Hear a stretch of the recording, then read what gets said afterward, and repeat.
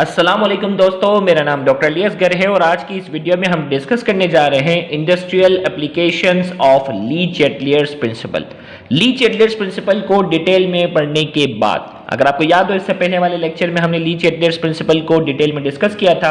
आज हम इस ली चैटलियर्स प्रिंसिपल की इंडस्ट्रियल एप्लीकेशन को हम पढ़ने जा रहे हैं। There are two industrial applications of Le Chatelier's principle. Le Chatelier's principle की दो इंडस्ट्रियल एप्लीकेशन है।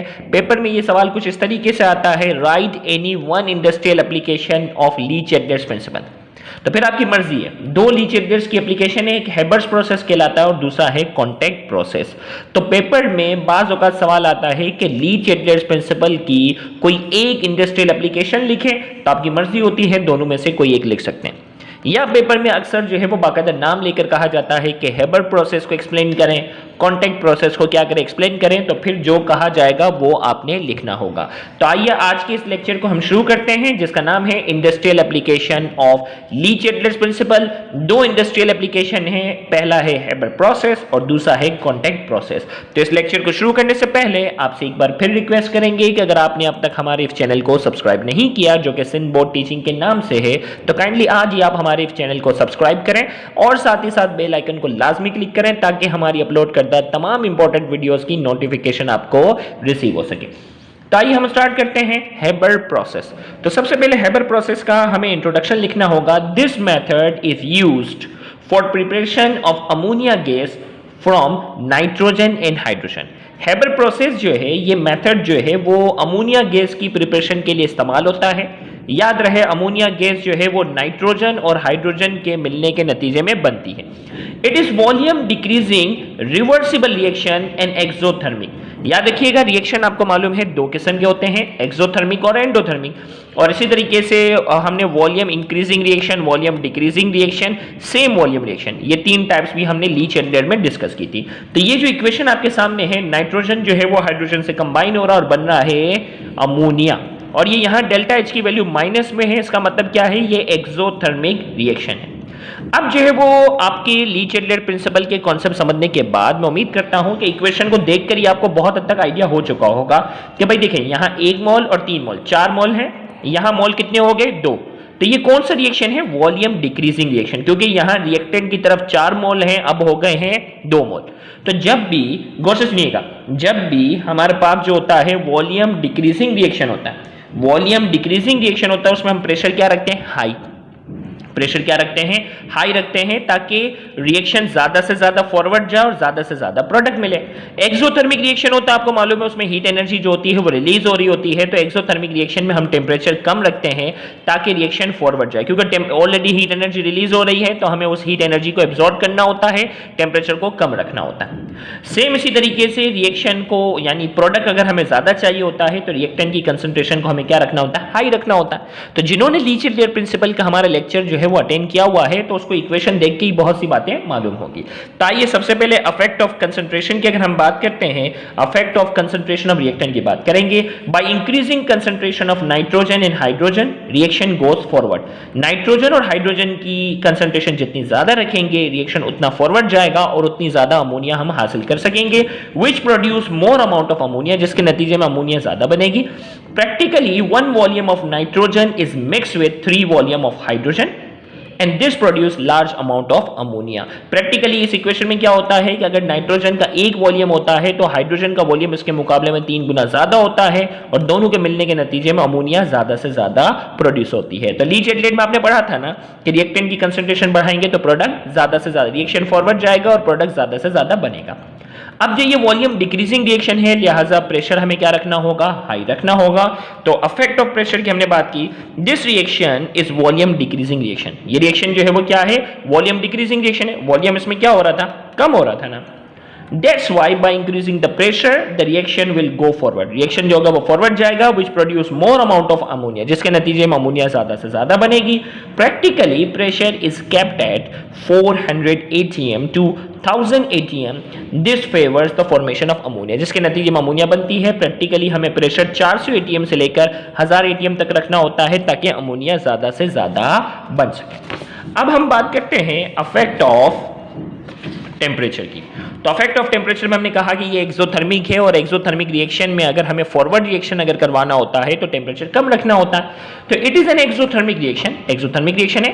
That's why at low temperature the reaction will go forward. Low temperature पर रिएक्शन जो होगा वो फॉरवर्ड जाएगा, but practically temperature is kept at 450 to 500 degree centigrade. Practically ये temperature जो है वो कितना रखा जाता है, 450 से लेकर 500 डिग्री सेंटीग्रेड तक मेंटेन रखना होता है। इससे ज्यादा टेम्परेचर नहीं करने देना होता, टेम्परेचर कम से कम रखना होता है। तो इतना टेम्परेचर मेंटेन रखते हैं, क्योंकि इससे ज्यादा टेम्परेचर होगा तो अमोनिया ज्यादा नहीं बन पाती, तो इतना मेंटेन रखते हैं। Because at high temperature ammonia is form, because at high temperature ammonia is formed at high rate. No, this is not high because at low temperature, क्योंकि एक्सोथर्मिक है ना, तो हमने यहां लिखा because at low temperature.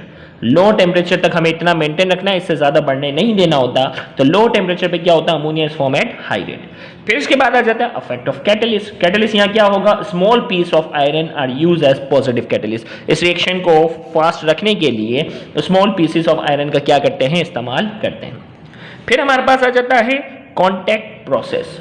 Contact process में हमने कहा introduction, this process is used to prepare sulphuric acid and the most important reaction of this process is conversion of sulphur dioxide gas into sulphur trioxide. भाई contact process जो है वो basically sulphuric acid, जिसका formula है H2SO4, sulphuric acid बनाने के लिए ये प्रोसेस इस्तेमाल होता है। और इस प्रोसेस में जो सबसे अहम स्टेप होता है वो क्या होता है, सल्फर डाइऑक्साइड को सल्फर ट्राइऑक्साइड में कन्वर्ट करना। अब ये इक्वेशन आपके सामने है भाई, 2SO2 दोनों मिल रहे हैं और बन रहा है 2SO3। वॉल्यूम देखो यहाँ 2 और +1 कितना 3 था, यहाँ मोल कितने हो गए 2, वॉल्यूम क्या हो रहा है, डिक्रीज हो रहा है। तो it is volume decreasing reversible reaction, ये वॉल्यूम डिक्रीजिंग रिएक्शन है और एक्सोथर्मिक है, क्योंकि डेल्टा H की वैल्यू क्या है, माइनस में है। अब हमें मालूम है कि SO2 और O2 की कंसंट्रेशन बढ़ाएंगे तो रिएक्शन फॉरवर्ड जाएगा और SO3 ज्यादा से ज्यादा बनेगा। वॉल्यूम डिक्रीजिंग है तो हमें प्रेशर हाई रखना होगा और एक्सोथर्मिक है तो टेम्परेचर कम रखना होगा। लीच-एडेड में ये सारी बातें तो हम सीख चुके थे ना। अब हमें क्या लिखना है, affect of concentration by increasing concentration. एक मिनट थोड़ा कैमरा फोकस कर लेते हैं। By increasing concentration of SO2 and O2 the reaction goes forward and produces more SO3 gas. हम अगर कंसंट्रेशन SO2 और O2 की ज्यादा रखते हैं तो रिएक्शन फॉरवर्ड जाता है और ज्यादा से ज्यादा SO3 गैस प्रोड्यूस होती है। Practically 1 volume of oxygen is mixed with 2 volume of SO2 and this produce large amount of SO3। Practically क्या होता है कि SO2 के 2 मोल हैं तो ऑक्सीजन का 1 मोल होता है, दोनों को मिक्स करते हैं तो इसके नतीजे में SO3 बड़े पैमाने पर प्रोड्यूस होती है। प्रेशर का हमें ऑलरेडी मालूम है, प्रेशर हमें क्या रखना होगा, आइए हम इसकी बात करते हैं। Effect of pressure, it is volume decreasing reaction, ये वॉल्यूम डिक्रीजिंग रिएक्शन है। That's why at high pressure the reaction goes forward and produce more SO3। Volume decreasing था, लिहाजा प्रेशर हाई रखेंगे, रिएक्शन फॉरवर्ड जाएगा और ज्यादा से ज्यादा SO3 प्रोड्यूस होगा।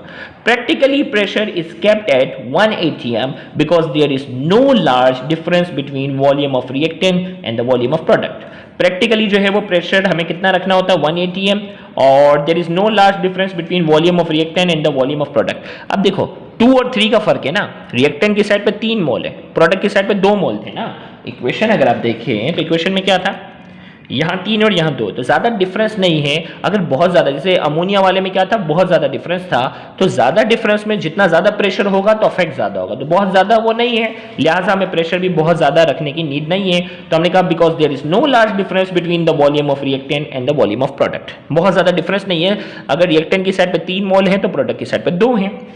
Effect of temperature, it is exothermic reaction, that's why at low temperature reaction goes forward and produces more SO3। ये exothermic reaction है, लिहाजा हमें टेम्परेचर क्या रखना होता है, लो रखना होता है और लो टेम्परेचर पे रिएक्शन फॉरवर्ड जाता है और ज्यादा से ज्यादा SO3 प्रोड्यूस होता है। But practically temperature is kept at high temperature because at this temperature SO3 is obtained with fast rate.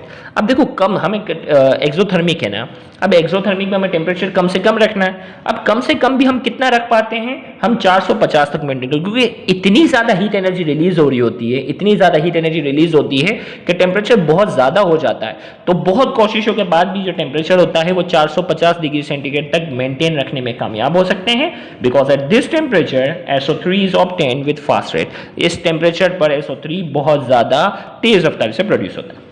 Effect of catalyst, V2O5 vanadium pentaoxide is used as positive catalyst. Vanadium pentoxide जो है वो इस पूरे contact process के अंदर जो है वो कैटलिस्ट के तौर पे काम आता है। तो आज की इस वीडियो में हमने हेबर्ट प्रोसेस, आज की इस वीडियो में हमने जो है वो कॉन्टैक्ट प्रोसेस जो है वो स्टडी किया।